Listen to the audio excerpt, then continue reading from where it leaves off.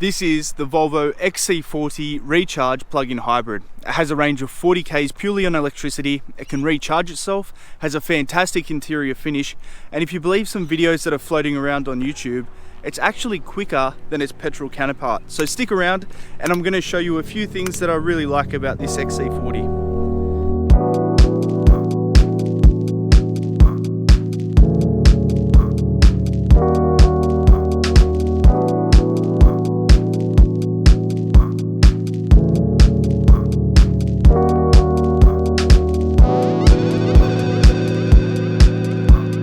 I recently drove the normal XC40 with the 2-litre petrol turbo engine, and I was a massive fan of it, just the way it carried itself around town, its safety list, its interior. It's just a really well-rounded compact SUV. But the other thing I really liked about it is the looks. Now, being an SUV, you see some brands really try and go that sporty route. I think this thing just looks really classy, clean, understated even.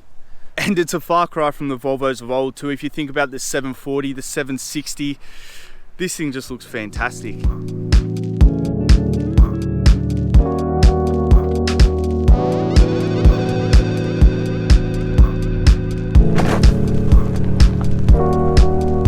aside from the exterior, you get this lovely, well-designed interior. It's as if at Volvo, the designers get the first say.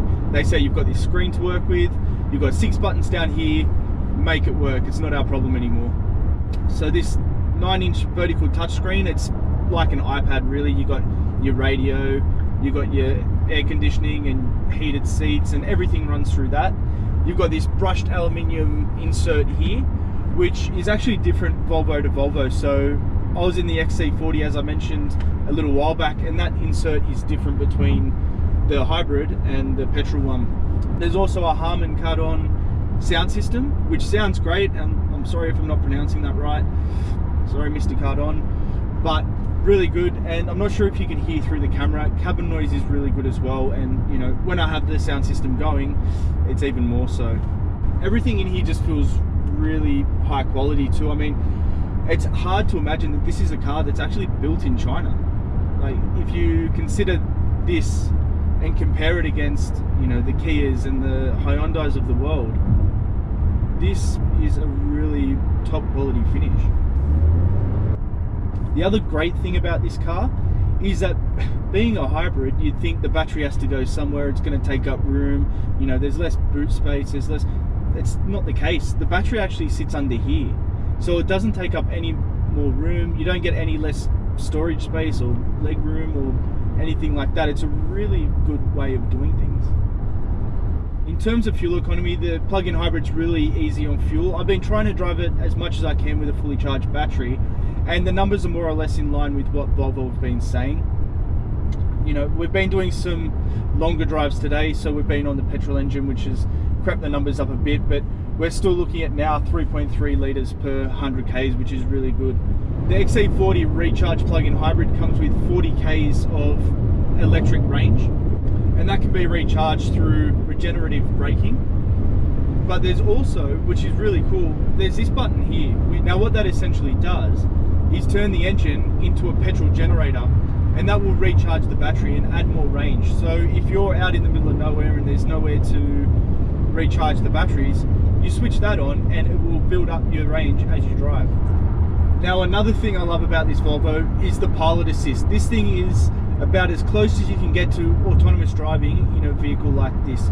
So if I just go across on the menu and hit that there, we're now on pilot assist. And don't try this at home. It's absolutely fantastic. The way that it picks up the lines and how accurate it is and how smooth it is moving around, it's fantastic. You'll see on this bend here, like, it's telling me to apply some pressure. There we go, that does it. It's fantastic. What a world we live in. There's other nice little touches too, like you get this bag hook down here, so if you're anything like me and you do smaller shops because you forget everything, you can hang your shopping there so you don't have to go in the boot. It'll hold up to 2 kilograms, so you know, a daily shop in my case. You get electric adjustable seats too, with a memory function for the driver, and these are really, really comfortable seats. They're not that thick either, which is really good. Another thing I really like about this Volvo is this digital cluster. Now, not the cluster itself, not the map itself, but underneath the map. So if you're coming up to an intersection and you know you've never traveled in that area before, you don't know what the lane configuration is, it will actually tell you down the bottom. So it will say your furthest right lane turns right, the middle lane goes straight, the left lane turns left, or you know the two left lanes go straight through, rah rah rah. So you'll actually know and be able to position your car before you get to the intersection and not have to, you know, do the right hand turn because you're stuck in the lane and find another way around. Makes it a lot easier, and it's just a really nice feature. The one thing that doesn't make sense about this car is in the drive modes. If I hit this, there's an off-road mode, which doesn't really make sense considering this is a front-wheel drive car. No one's going to be taking it off-road. But to be honest with you, I'm struggling to find things wrong with this car.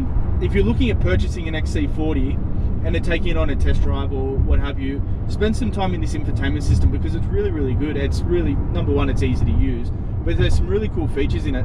This system here, if I go to settings of my car, it'll change the interior lighting based on the temperature outside. It's got other cool features too, where the sunshade up here will actually close if you're out of the car for too long, which is great in Australia because it's so warm. It'll keep the cabin temperature down. If it's only a short trip, say you're running into the shops, but the temperature in the cabin gets too high, that closes to keep it a bit cooler for you as well. Some other things I love about the Volvo too is just how simple this steering wheel is. Like, there's no fuss, there's no clutter, there's nothing extra that, you know, doesn't need to be there.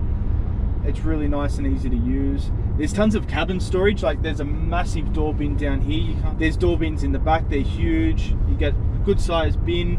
There's a storage thing there to stand your phone up as well. And there's also a wireless charging bay which has tracks, so the phone doesn't slide out as you go around some twisty stuff like this. Now, I'm not going to sit here and say the XC40 doesn't give you confidence going through corners or anything like that. It's not what it's made for. You can tell that from the exterior. There's no big sports buttons here. The contradiction there is you get power driving mode, which says for sporty driving, but essentially all that does is turn on the petrol engine and takes it out of the hybrid cycle. Alright guys, that's enough from me. You've heard me ramble on about this car enough.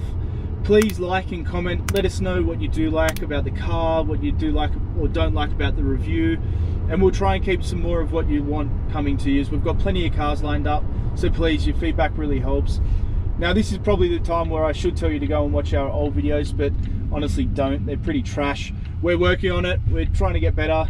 So please be patient and I guess follow along, follow the journey as we, you know, create better quality car reviews. Right, look forward to hearing from you.